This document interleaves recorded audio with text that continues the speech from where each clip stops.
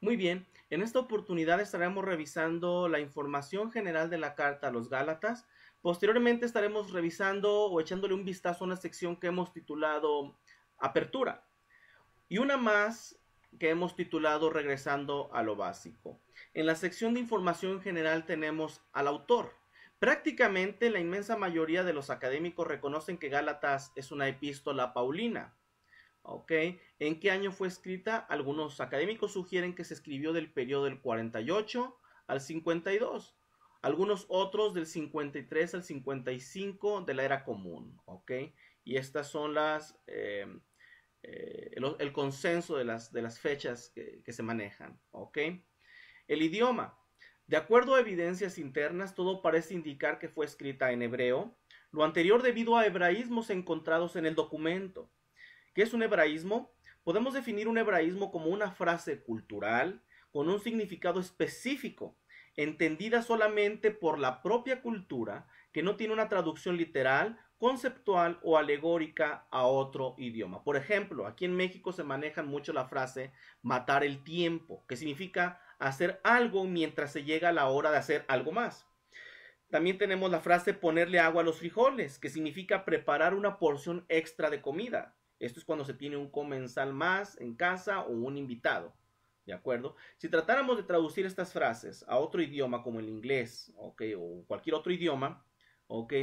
Si no se sabe, si no se conoce la cultura en la que se dijeron estas frases, ¿ok? Al momento de traducirlas, pues habría ciertas dificultades para entender el significado específico de estas. ¿Ok? Como ya dijimos, debido a que son frases idiomáticas o son frases culturales con un significado específico entendidas solamente por la propia cultura. Ahora, algunos ejemplos. En la carta a los Gálatas tenemos en el versículo del 3 al 4 del capítulo 1, y que algunos académicos sugieren que la llamada salutación tiene raíces en la bendición arónica. En el 1.5, en capítulo 1, versículo 5, la frase por los siglos de los siglos, que significa para siempre. En el 1.16 encontramos la frase carne y sangre, que significa un ser humano o una persona. En el 1.18 la frase subir a Jerusalén significa ir a Jerusalén. En el versículo 16 del capítulo 2, ninguna carne significa ningún ser humano, ninguna persona. En el 3.19, por mano de significa por medio de o por simplemente. En el 4.4 encontramos la frase cumplimiento del tiempo, que significa día señalado o momento previsto. ¿Ok? Destinatarios. Pablo se dirigió a las iglesias de Galacia, marcando su correspondencia como una carta circular. Esto es una carta que podía ser pasada de comunidad a comunidad, ¿ok? Para su lectura. Y esta carta circular, ok, era para al menos una o más localidades que consistían en uno o más grupos de personas que estaban entre uno o más grupos de personas influenciándolos en la región de Galacia. Las comunidades estaban integradas por israelitas, helenistas y temerosos de Dios. El formato, bueno, pues es una carta o epístola. La carta era el más cercano medio a la conversación cara a cara, cuando el escritor estaba separado de quienes él o ella querían comunicarse. ¿Ok? En aquellos tiempos era lo más cercano a una conversación cara a cara. El escritor se dirigía a los receptores como si estuviera hablándoles cara a cara. El académico Stowers resume: la carta ficcionaliza presencia personal. ¿Ok? De aquí que vemos en la carta, de las cartas que Pablo escribió, que están llenas de sentimientos, en las que Pablo les imprimió mucho sentimiento, ok, como dicen por allí, con los sentimientos a flor de piel, ok, y es por eso. ¿Por qué? Porque Pablo escribía como si estuviera hablándoles cara a cara, y como dice el académico Stowers, ok, la carta ficcionaliza presencia personal. De acuerdo al mismo documento, Pablo había proclamado las buenas nuevas en esta región con anterioridad, en los llamados viajes misioneros. En el primero, segundo y tercer viaje misionero, Pablo tuvo contacto con estas comunidades. ¿Ok? Vayamos a la sección que hemos titulado ahora Apertura. Un entendimiento apropiado de los escritos del llamado Nuevo Testamento desde una perspectiva hebrea y dentro de los parámetros académicos, históricos, teológicos y culturales del primer siglo es clave para que el Espíritu de Dios nos guíe a toda verdad. Ignorar el contexto y la óptica o perspectiva hebrea causaría un serio daño a la interpretación correcta del escritor que estudiamos, y no quedaría otro recurso u otra opción más que recurrir a la especulación textual para intentar comprender el texto. Esta especulación textual, entre otras cosas, dio luz a un sistema teológico que suplantó la ley de Moisés con un mensaje de gracia y fe, diciendo: no estás más bajo la ley, sino bajo la gracia. ¿Ok? Tal es el caso con la carta a los Gálatas, que ha sido utilizada escandalosamente por los ministros cristianos para enseñar a sus congregaciones que la ley del Antiguo Testamento ha sido eliminada. Cada vez que se invoca la epístola a los Gálatas, se piensa que fue escrita con la intención de separar a los creyentes en Yeshua de Israel y de la ley de Moisés. Muchas de las declaraciones de Pablo en este documento, cuando se traducen o se interpretan al castellano por eruditos cristianos, dan la impresión de que cualquier persona que se esfuerza por obedecer la ley dada por Moisés ha caído de la gracia y ha rechazado al Mesías. Por otra parte, se suele decir que el que guarda la ley para vivir por sus instrucciones está sugiriendo que el Mesías murió en vano. Cuando leemos la carta a los Gálatas a través de los ojos de Pablo, es decir, desde la perspectiva de un erudito del primer siglo, que se formó en las tradiciones, las costumbres, las instrucciones de los fariseos, lo que surge en la carta de Pablo es todo lo opuesto de la interpretación tradicional. Podemos decir que desde principio a fin de la carta, Pablo atiende un número de asuntos que están relacionados directamente con las leyes rabínicas y sus tradiciones. Tenemos que recordar que este texto es una carta que Pablo escribió para tratar de corregir un problema que se estaba produciendo en la comunidad de Galacia. Sin embargo, solo tenemos un lado de la discusión. No sabemos qué preguntas o inquietudes Pablo había recibido de los Gálatas. En efecto, la lectura de esta carta es como escuchar una conversación telefónica en la que no estamos directamente involucrados. ¡Qué desesperante! No podemos escuchar lo que la otra parte está diciendo, así que tenemos que tratar y determinar lo que se dijo a través de las respuestas dadas por la parte que podemos escuchar. En este estudio veremos que Pablo está realmente enseñando que la fe en el Mesías significa fidelidad a la Torá, esto es, a la ley escrita de Moisés, pero la ley hecha por el hombre, la ley oral, formada por costumbres y tradiciones como los fariseos enseñaban, era de ningún valor en absoluto. Esto es, el judaísmo rabínico suplantó la ley de Moisés con la tradición oral, siguiendo el principio que Dios no nos permitió aprender de los profetas, solo de los rabís o de los rabinos, que son hombres de lógica y razón. Esto de acuerdo a Rambam. Al final, Pablo afirma la validez de la Torá escrita como el camino de fe adecuado para todos aquellos que se aferran al Mesías como Señor y Salvador, mientras certifica que todas las costumbres hechas por hombres, prácticas, tradiciones, ordenanzas, enseñanzas, reglas y leyes, sobre todo haciendo hincapié en la ley oral de los fariseos, no tienen ningún valor y no cuenta para la justicia delante de Dios. Tales leyes de los hombres los conducen lejos de la forma de vida y camino previstas en la Torá que Dios ha ordenado. En última instancia conducen al rechazo total del Mesías. Este estudio sobre la carta a los Gálatas explorará el trasfondo de la vida y la formación de Pablo para mostrar que su religión como fariseo estaba en un marcado contraste con el caminar en fidelidad a las instrucciones de la ley escrita que Dios había dado. Haremos todo lo posible para demostrar que la interpretación correcta de Gálatas desde una mentalidad hebrea del primer siglo, junto con el contexto histórico, resultará en que Pablo en ningún punto contradice las enseñanzas del llamado Antiguo Testamento, y en particular las instrucciones de los libros de Moisés. Al final del estudio, será claro que Pablo está enseñando a los Gálatas a no ser absorbidos por las enseñanzas y el estilo de vida de los fariseos, de los que el Mesías, Yeshua, advirtió a sus discípulos que se guardaran, sino que caminaran y vivieran en obediencia a los mandamientos de Dios que fueron dados por Dios a Moisés en el monte Sinaí. Aprendamos que Pablo enseñó obediencia a la ley escrita de Moisés y estuvo a favor de Yeshua en esta misma enseñanza o doctrina. Veamos lo que dice Mateo 5 del 17 al 19. No piensen que he venido a abolir la ley o los profetas. No he venido a abolir sino a cumplir. Porque de cierto les digo que antes que pasen el cielo y la tierra, ninguna jota ni una tilde pasará de la ley hasta que todo se haya cumplido. De manera que cualquiera que quebrante uno de estos mandamientos muy pequeños y así enseñe a los hombres, muy pequeño será llamado en el reino de los cielos. Pero cualquiera que los cumpla y los enseñe, éste será llamado grande en el reino de los cielos. ¿Okay?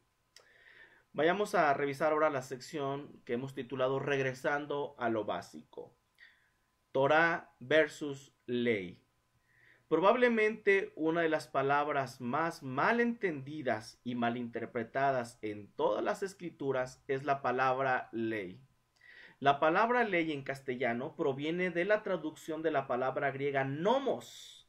Y nomos podríamos decir que fue un intento de traducción de la palabra hebrea Torah, cuyo significado primario es instrucción y no necesariamente ley.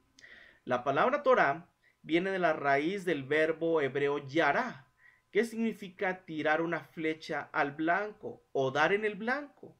De ahí que es sinónimo de enseñar o instruir. También significa sentar las bases. Así, al examinar el significado hebreo de la palabra Torah, podemos entender que significa instruir, enseñar, apuntar con el dedo, ¿ok? O sentar las bases. En este sentido, es que Dios promete a Josué que si no se aparta de los mandamientos o instrucciones dados por él, dice el texto, harás prosperar tu camino y todo te saldrá bien, de acuerdo a Josué 1:8. Es interesante notar que en el texto de la Peshit aramea, la palabra ley aparece como namosa, que procede de la raíz semítica nemus o nemus, y quiere decir civilizar. En el hebreo moderno de Israel, los padres acostumbran a decir a los niños nemusí. Esto es, sé educado o sé civilizado cuando los niños están portando un poco mal. ¿Ok? Pero lo interesante aquí voy a repetir lo que en la Peshit aramaica, la palabra namosa o nemus, ¿ok? Transmite la idea de civilizar o ser civilizado. ¿Ok? Cuando se habla de la Torah, de la ley. ¿Ok? De aquí que para muchos académicos en realidad la palabra ley es una traducción pobre, que no representa y transmite la profundidad de la palabra hebrea Torah. Veamos ahora Yeshua y la observancia de la Torah. Claramente en el ministerio de Yeshua podemos ver que sus enseñanzas se enfocaban en permanecer fieles a la Torah dada en Sinaí, al escucharla y hacerla, u obedecerla. Veamos algunos ejemplos. En Lucas 8, del 20 al 21 tenemos, y se le avisó diciendo, tu madre y tus hermanos están fuera y quieren verte. Él entonces respondiendo les dijo, mi madre y mis hermanos son los que oyen la palabra de Dios y la hacen. Oír y hacerla u obedecerla. ¿Cuál es la definición de la palabra de Dios de acuerdo con las escrituras? Veamos cómo la palabra de Dios es una referencia al pacto que se concertó en el monte Sinaí. En Deuteronomio capítulo 2, versículos 2 y 5 tenemos lo siguiente. El Señor nuestro Dios hizo pacto con nosotros en Horeb. Yo estaba entonces entre el Señor y vosotros para declararos la palabra del Señor, porque vosotros tuvisteis temor del fuego y no subisteis al monte, dijo. Ok, entonces vemos como la palabra del Señor, ok, que se dio en el monte Horeb, ok, era la ley o la Torah. Esto es, si todos preguntamos qué recibió el pueblo de Dios, ok, en el monte Sinaí, en el monte Horeb, todo el mundo contestaría la ley. Los mandamientos, exactamente, pero en Deuteronomio dice que esta ley y mandamientos los llama la palabra del Señor o la palabra de Dios. En Isaías 1:10 dice así: príncipes de Sodoma, oíd la palabra del Señor o la palabra de Dios. Escuchad la ley de nuestro Dios, pueblo de Gomorra. Nuevamente, el uso del paralelismo poético en las escrituras hebreas nos llama a entender que la palabra del Señor es sinónimo de la ley de nuestro Dios. Así, la palabra de Dios es la Torá. Ok, veamos ahora el llamado evangelio de Juan capítulo 15, verso 10. Si guardareis mis mandamientos, permaneceréis en mi amor, así como yo he guardado, dice Yeshua, los mandamientos de mi Padre y permanezco en su amor. Ok, vemos cómo Yeshua permanece, ok, en los mandamientos de su Padre, de nuestro Padre. Ok, en el llamado evangelio de Juan 17:17 dice: santifícalos en tu verdad, tu palabra es verdad, dice Yeshua. ¿Cuál es la definición de verdad de acuerdo con las escrituras? Dice en el Salmo 119, versos 142 y 151 de la siguiente manera: tu justicia es justicia eterna y tu ley la verdad, y tu ley la verdad. En el 151 leemos: cercano estás tú, oh Señor, y todos tus mandamientos son verdad. En Mateo 5:17 encontramos: no penséis que he venido para abrogar la ley o los profetas. No he venido para abrogar, sino para cumplir. ¿Cuándo sucedió que de forma mágica cumplir llegó a significar derogar, cancelar, destruir, anular, abrogar, etcétera? ¿Cuándo? Abrogar y cumplir eran términos técnicos o expresiones idiomáticas. Un sabio en el primer siglo era acusado de abolir o destruir o anular la Torá si malinterpretaba un pasaje, anulando su intención. Si cumplía, había interpretado apropiadamente las escrituras a fin de preservar y explicar correctamente su significado. ¿Ok? Como vemos en esta sección, lo que tratamos de revisar, ¿ok?, de una manera general y breve, ¿ok?, es que Yeshua se mantuvo enfocado y exhortando a todos sus discípulos a permanecer fieles a la Torá dada en Sinaí, a escucharla y a hacerla, a obedecerla. Y vimos solamente algunos ejemplos de los muchos que encontramos en el llamado Nuevo Testamento. Ahora vayamos a esta sección que hemos titulado Pablo y la observancia de la Torá. ¿Qué acerca de Pablo y la observancia de la Torá? Ok, continuó enseñando que se debe observar la Torá escrita. Veamos algunos ejemplos. En Hechos 24:14 dice: pero esto te confieso, que según el camino que ellos llaman herejía, así sirvo al Dios de mis padres, creyendo todas las cosas que en la ley y en los profetas están escritas. Ok, en Romanos 2:13 dice Pablo: porque no son los oidores de la ley los justos ante Dios, sino los hacedores de la ley serán justificados.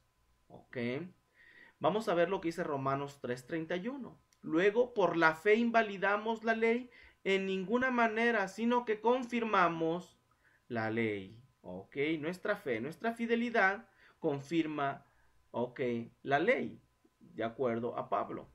En Romanos 7:12 tenemos: de manera que la ley a la verdad es santa y el mandamiento santo, justo y bueno. Ok. El lugar de las enseñanzas de Pablo. El sistema doctrinal del cristianismo, basado a partir de las malas interpretaciones que se han hecho de las palabras de Pablo, siguen el sistema doctrinal que a continuación presentamos. Primero ponen atención a Pablo, después a Yeshua, después a los apóstoles, después al Antiguo Testamento y por último a la ley. Sin embargo, este no es el orden del que debemos poner atención. El que debemos estar poniendo atención es lo siguiente: debemos poner atención a las palabras de la Torá, después a las palabras de los profetas y los salmos, después a las palabras de Yeshua, porque las palabras de Yeshua estaban basadas en la Torá y en los profetas, y por último en las palabras de los apóstoles, incluyendo a Pablo. Esto es, muy a menudo las palabras de Pablo son puestas por encima de las palabras de Yeshua y de los escritos de Jacob, Pedro y Juan, aun cuando vemos que en Gálatas 2:9 dice: y reconociendo la gracia que me había sido dada, Jacobo, Cefas y Juan, que eran considerados como columnas, nos dieron a mí y a Bernabé la diestra en señal de compañerismo, para que nosotros fuésemos a los gentiles y ellos a la circuncisión. Teológicamente hablando, las palabras de Yeshua y los apóstoles no deben ser forzadas y ser alineadas a las palabras de Pablo. En lugar de esto, las palabras de Pablo y los otros apóstoles deben sujetarse a las palabras de Yeshua, quien dijo en Mateo 5:17: no penséis que he venido para abrogar la ley y los profetas, no he venido para abrogar, sino para cumplir. Pablo lo entendía así, de aquí que dijo en 1 Corintios 11:1: sed imitadores de mí, así como yo soy del Mesías. ¿Ok? Hablemos un poco de la estructura de la legislación judía. Como ya dijimos, en esta carta Pablo atiende un número de asuntos que están relacionados directamente con las leyes rabínicas y sus tradiciones orales. Las tradiciones son parte de nuestra vida diaria y de nuestra cultura local. Generalmente hablando, las tradiciones no son malas o peligrosas en tanto no quebranten o vayan en contra de la palabra de Dios. Debemos tener cuidado y asegurar que la cultura y la tradición no estén por encima y reemplacen a lo escrito en las escrituras. También, como ya comentamos, es importante que para tener un entendimiento apropiado de los escritos del llamado Nuevo Testamento y para que el Espíritu de Dios nos guíe a toda verdad, es clave analizarlos desde una perspectiva hebrea y dentro de los parámetros académicos, históricos, teológicos y culturales del primer siglo.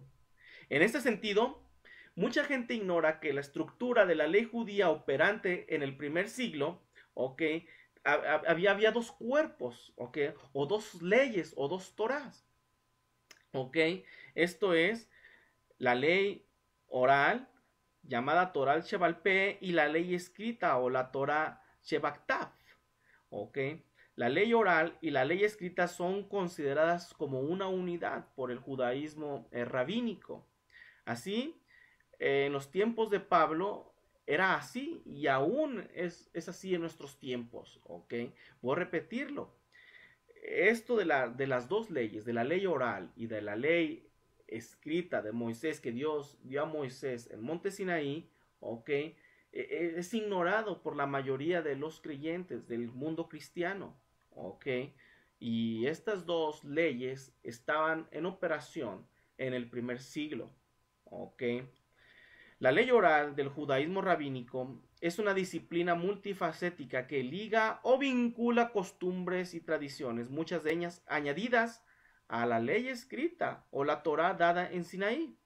Esto es, para el judaísmo rabínico, Sinaí no solo es fuente de ley escrita de Moisés, sino de volúmenes de tradiciones y enseñanzas transmitidas oralmente de maestro a discípulo.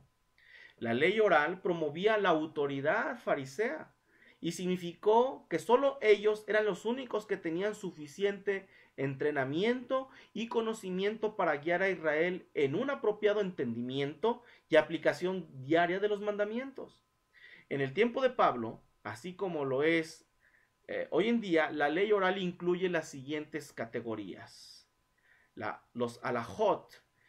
Estas son interpretaciones textuales fariseico-rabínicas sobre la Torá escrita, pero son interpretaciones textuales, Tenemos los takanot y geserot.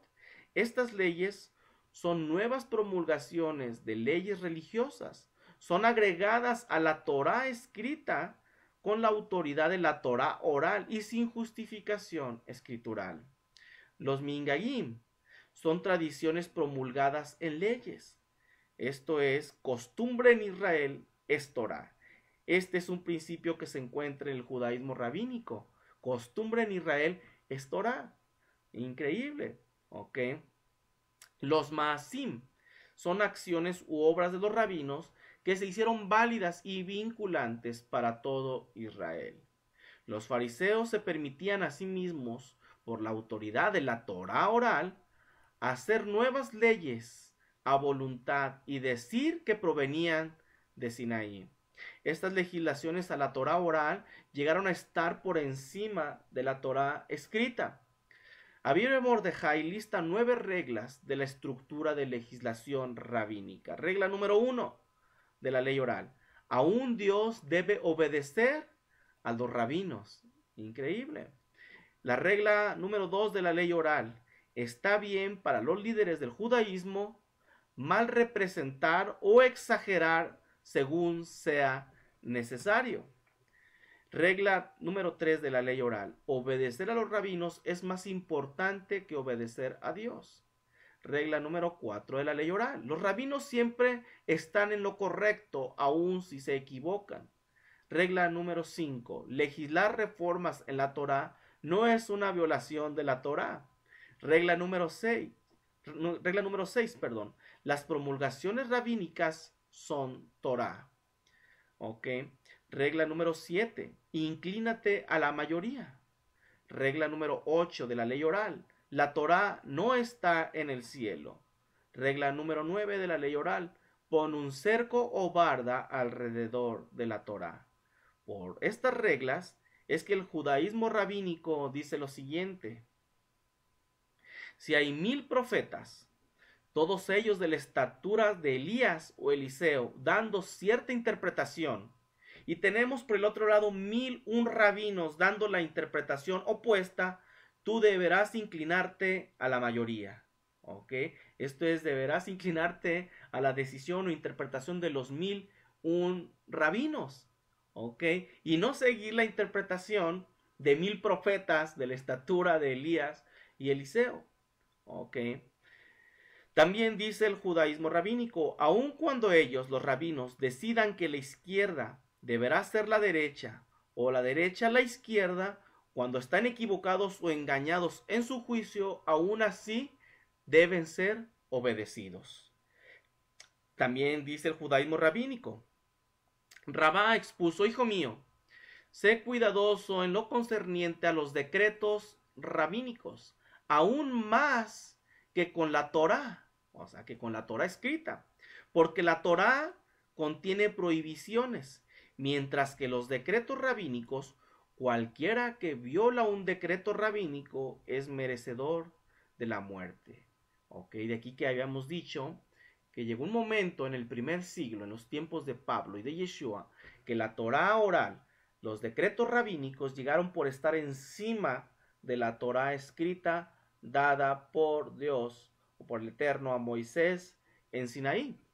De hecho, el historiador Josefo nos dice, lo que deseo explicar ahora es esto, que los fariseos le han entregado al pueblo un gran número de observancias por sucesión de sus padres, las cuales no están escritas en la ley de Moisés. Josefo en Antigüedades de los Judíos 13, 10 y 6.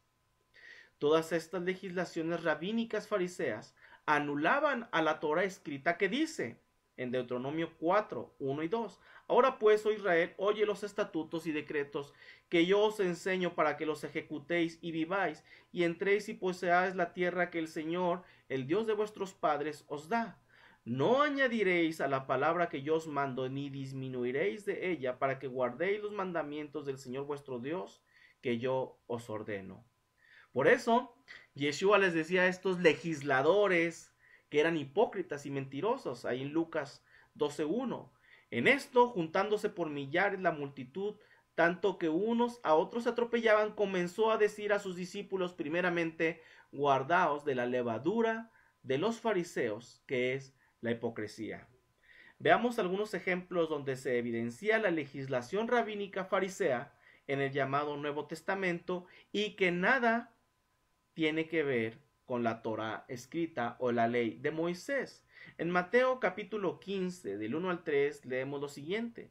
Entonces se acercaron a Yeshua ciertos escribas y fariseos de Jerusalén diciendo, ¿por qué tus discípulos quebrantan la tradición de los ancianos? Esto no es Torá, precisamente, no es Torá escrita, son legislaciones. Dice, porque no se lavan las manos cuando comen pan. Respondiendo él les dijo, porque también vosotros quebrantáis el mandamiento de Dios por vuestra tradición. Nuevamente, era la tradición, las legislaciones rabínicas, que estaban anulando o quebrantando el mandamiento de Dios o la Torá dada por Dios a Moisés en Sinaí. En Hechos 15.1 tenemos otro ejemplo de una legislación rabínica. Entonces algunos que venían de Judea enseñaban a los hermanos, si no os circuncidáis conforme al rito de Moisés, no podéis ser salvos. Ok, aquí el problema no era la circuncisión, era lo que se conocía como el rito o las legislaciones rabínicas respecto a la circuncisión. Ok, pero eran las legislaciones rabínicas. En Hechos capítulo 10, versículo 28, tenemos lo siguiente. Y les dijo, vosotros sabéis cuán abominable es para un varón judío juntarse o acercarse a un extranjero. Pero a mí me ha mostrado Dios que a ningún hombre llame común o inmundo. Nuevamente, esto de no juntarse o acercarse a un extranjero era una legislación rabínica. No estaba en la Torá. Conclusión. Este acercamiento a la estructura de la ley rabínica nos dará luz a ciertos pasajes y nos permitirá entender que las discusiones de Yeshua con los fariseos no era un asunto de gracia y fe contra la ley, sino de ley escrita versus legislaciones rabínicas o Torah oral. Consecuentemente, Pablo estaba argumentando en Gálatas acerca de la ley oral versus la ley escrita, esto es, tradiciones ancestrales versus decretos divinos del cielo. Yeshua no se oponía a los mandamientos de Dios en la Torá, pero sí a los mandamientos humanos y a las tradiciones de los ancianos, inventadas por los antiguos fariseos y enseñadas aún por el judaísmo ortodoxo moderno. Yeshua defendió a la Torá escrita, pero rechazó las innovaciones introducidas por el fariseísmo o el judaísmo rabínico actual. ¿Ok? Hasta aquí esta sección. Gracias.